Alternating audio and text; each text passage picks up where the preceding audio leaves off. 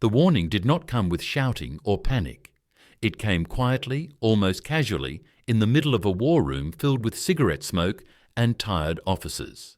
It was late February 1943, and after just 3 weeks in North Africa, Erwin Rommel leaned over a map and said something that should have changed everything. He told his generals that the new American commander was different. He said this man moved faster than expected, learned faster than expected, and attacked with a strange mix of chaos and discipline. He said this man would not fight the way they hoped. His name was George S. Patton. If you want more content like this, subscribe now and comment below. Most of the officers around the table did not take the warning seriously. They had already decided Patton was loud, reckless, and predictable. That decision would cost them dearly. To understand why Rommel's warning mattered, you have to understand the moment it was given. By early 1943, North Africa had become a pressure cooker. German and Italian forces were being squeezed between British troops advancing from Egypt and newly arrived American units pushing in from the west. Supplies were thin. Fuel was rationed by the hour. Aircraft were scarce. Every decision mattered. Rommel, already known as the Desert Fox, had spent years reading enemies the way others read maps. He had learned that wars were often decided not by numbers, but by tempo. And in George Patton, he sensed a dangerous tempo. Patton arrived in North Africa after disaster. In February 1943, American forces had been badly beaten at the Kasserine Pass. German armour punched through inexperienced US units, scattering them across the Tunisian hills. Thus, the defeat shocked Washington and embarrassed the Allied command. Within days, Patton was sent in to take control of the American Second Corps. He landed in Algeria on March 6, 1943, wearing polished boots, riding crops, and a reputation that made even his allies uneasy. Many Germans heard about him almost immediately. They laughed. From the German perspective, Patton looked like a gift. He was loud. He swore constantly. He wore flashy uniforms. He talked about attacking at all costs. To many German officers, especially those trained in the slow, methodical traditions of the General Staff, Patton looked like a reckless cavalry officer playing soldier. They believed such a man would burn out quickly against experienced panzer units. Rommel did not share that view. Rommel had been watching American movements closely since early February. He noticed something unusual. After Kasserine, American units did not retreat into confusion. Instead, they reorganized with surprising speed. Defensive positions were improved overnight. Artillery was massed more effectively. Radio discipline tightened. And most importantly, American counterattacks began to appear sooner and with more coordination. Rommel asked questions. He studied reports. He paid attention to small details that others ignored. By mid-March 1943, Rommel was convinced that something had changed. The Americans were no longer fighting like amateurs. They were aggressive, but not careless. They attacked quickly, but with planning, and they pursued retreats harder than expected. Rommel traced this shift to one man. Patton had been in command for only weeks, but the battlefield already felt different. On March 17, 1943, Rommel reportedly told senior officers that Patton was dangerous because he believed speed was protection. Patton did not wait.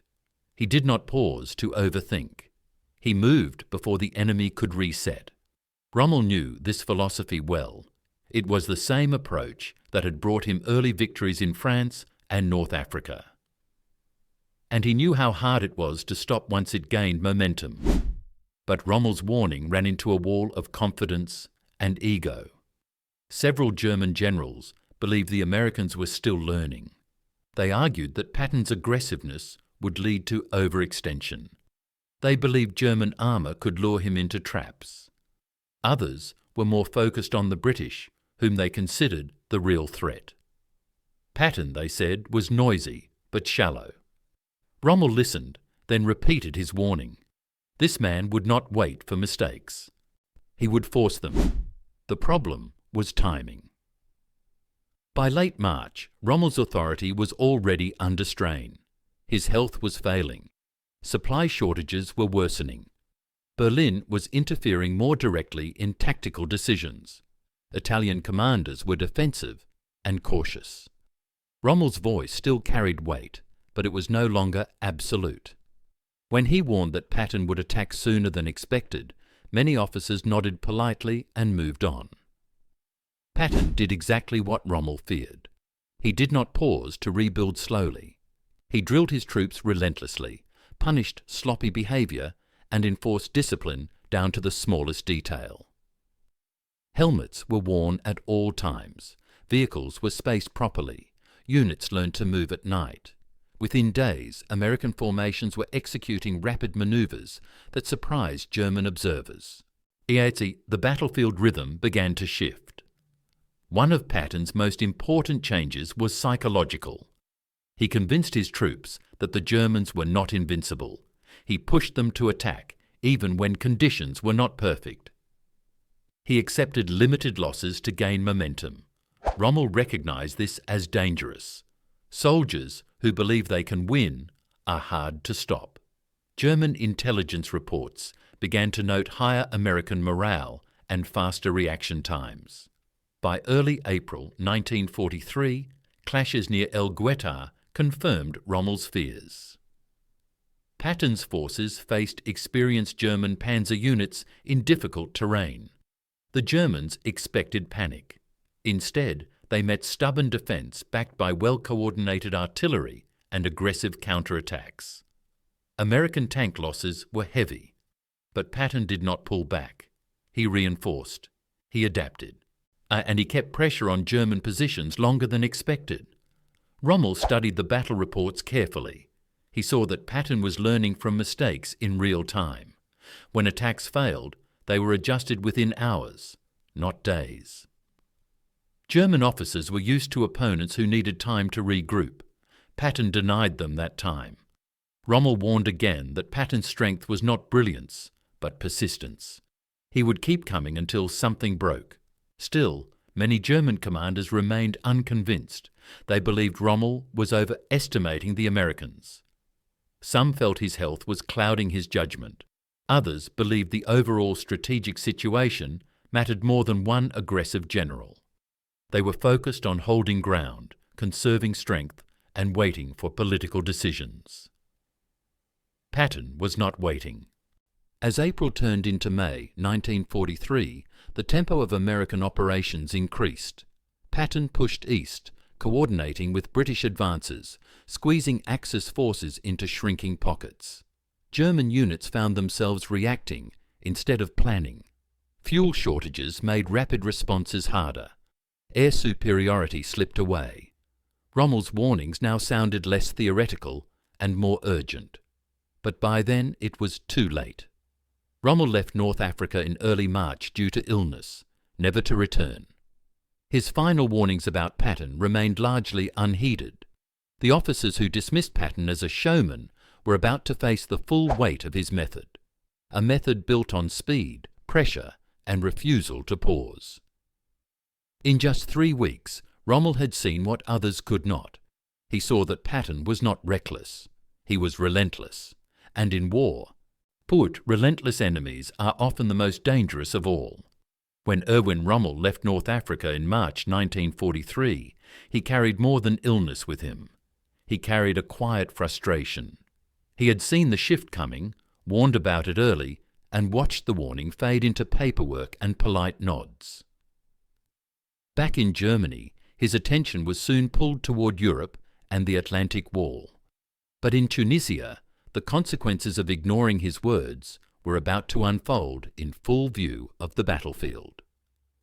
After Rommel's departure, German command in North Africa became slower and more divided. Decision-making passed through layers of approval. Italian and German units struggled to coordinate. Fuel shortages forced commanders to think defensively. Meanwhile, Patton did the opposite. He attacked. he advanced. He refused to give the enemy time to breathe. The contrast in leadership styles became sharper with every passing week. Patton understood something simple and powerful. After Kasserine, the Americans did not need perfection. They needed confidence and motion. He pushed his officers hard, but he also trusted them to act. Battalion commanders were encouraged to move without waiting for ideal conditions.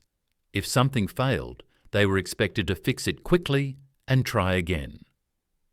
This approach shocked German intelligence officers who were used to slower, more predictable Allied responses.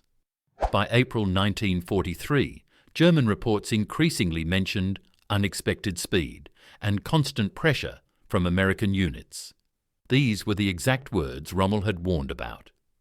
Patton was not trying to outthink the Germans in complex manoeuvres. He was trying to overload them. He attacked before defensive lines were fully prepared. He forced German units to move, burning fuel they could not replace. He made them react instead of plan. One of the most damaging effects of ignoring Rommel's warning was psychological. German officers underestimated Patton's ability to adapt. They expected rigid American tactics.